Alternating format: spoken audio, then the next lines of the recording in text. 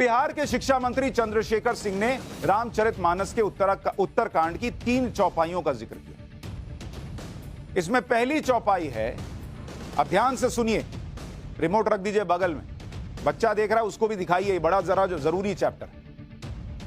पहली चौपाई जिसका जिक्र उन्होंने किया कि पूजही विप्र सकल गुणहीना, शूद्र न पूजहु वेद प्रवीणा। इसका मतलब मंत्री जी ने बताया कि समाज के निचले तबके के लोग पढ़ लिख भी जाएं तो भी पूजनीय नहीं होते। यही समझा रहे थे ना वो, कि अंबेडकर जी कितना भी पढ़ लें लेकिन वो पूजनीय नहीं हो सकते। पहली बात तो बॉस की ये चौपाई अधूरी है। बिहार के शिक्षा मंत्री ने सही तरीके से चौपाई भी नहीं पढ़ी और वो पढ़ाने चले हैं लोगों को। अपने राजनीतिक एजेंडे के हिसाब से चौपाई का अर्थ भी गलत निकाला। आपको बताता हूं कि सही चौपाई क्या है और पूरी चौपाई क्या है। सही और पूरी चौपाई है, सापत ताड़त पुरुष कहंता, विप्र पूज्य अस गावहि संता, पूज्य विप्र सील गुणहीना, शूद्र न गुणगण ज्ञान प्रवीणा।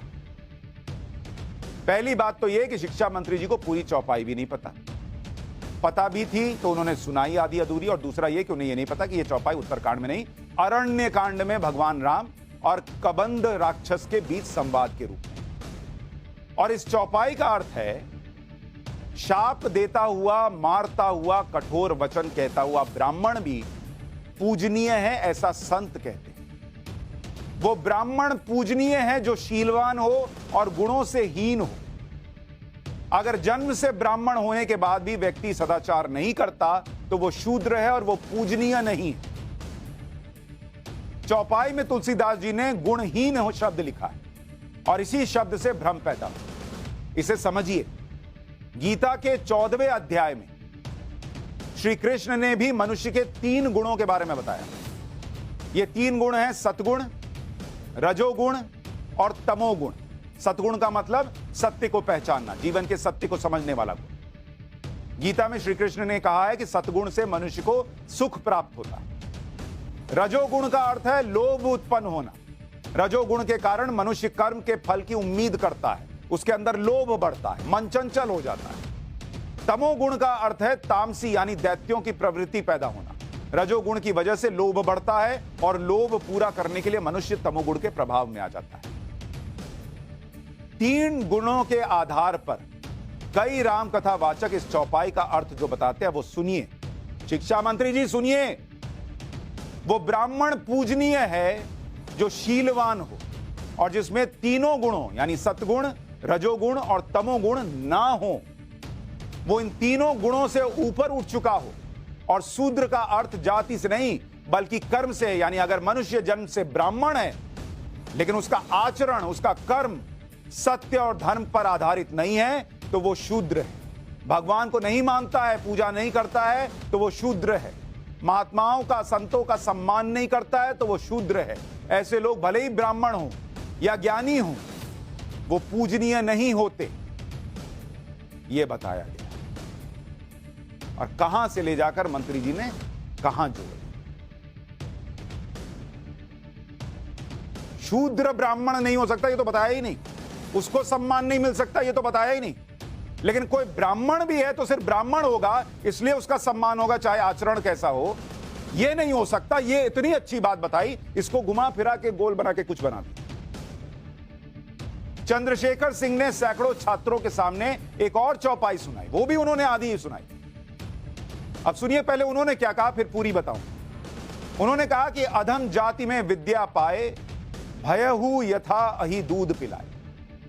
उन्होंने इसका मतलब बता दिया कि नीची जाति का व्यक्ति विद्या पाकर सांप की तरह जहरीला हो जाता है, उसको दूध पिलाते हैं। उन्होंने यहां भी चौपाई की अधूरी लाइन बोली। यह चौपाई रामचरितमानस के उत्तरकांड में लिखी हुई और इसकी पहली लाइन ही नहीं बताई बिहार के शिक्षा मंत्री, क्योंकि वो बताते तो एजेंडा सेट नहीं हो पाता। आपको दोहे की पूरी चौपाई सुनाता हूं। पूरी चौपाई है, हर कहूं हरि सेवक गुरु कहेऊ, सुनी खगनाथ हृदय मम देहेऊ, अधम जाति में विद्या पाएं, भयऊ जथा अहि दूध पियाएं। यह है पूरी चौपाई। अब शिक्षा मंत्री जी तो सुने ही, लोग भी सुने कि यह चौपाई रामचरितमानस के उत्तरकांड में जब आती है तो कैसे आती है और इसका क्या पूर्ण अर्थ है? जब गरुड़ देव और काक भुषुंडी के बीच संवाद होता है तब यह चौपाई आती है। और इस चौपाई का अर्थ क्या है? गुरुजी ने शिवजी को हरि का सेवक कहा। यह सुनकर हे पक्षीराज मेरा हृदय जल उठा। मैं पापी विद्या पाकर ऐसा हो गया जैसे दूध पिलाने से सांप। यहां काक भुषुंडी गरुड़ जी को गुरुजी कह रहे हैं और पक्षीराज गरुड़ जी को कह रहे हैं। यहां काक भुषुंडी खुद के लिए अधम जाति का इस्तेमाल कर रहे हैं, यानी वो खुद को पापी कह रहे हैं। अधम मतलब अपने आप को पापी बता रहे हैं, क्योंकि काक भुषुंडी को श्राप मिला था, इसलिए वो कौवा बन गए थे। लेकिन बिहार के मंत्री जी ने सैकड़ों छात्रों के सामने रामचरितमानस की उस चौपाई की क्या व्याख्या की कि नीच जाति का व्यक्ति विद्या पाकर सांप जैसा विषैला हो जाता है, उसको कितना ही दूध पिलाए। और वो व्यक्ति कहां काक भुषुंडी अपने बारे में कह रहे हैं कि जो काम किया उसकी वजह से वो अपने आप को अधम बता।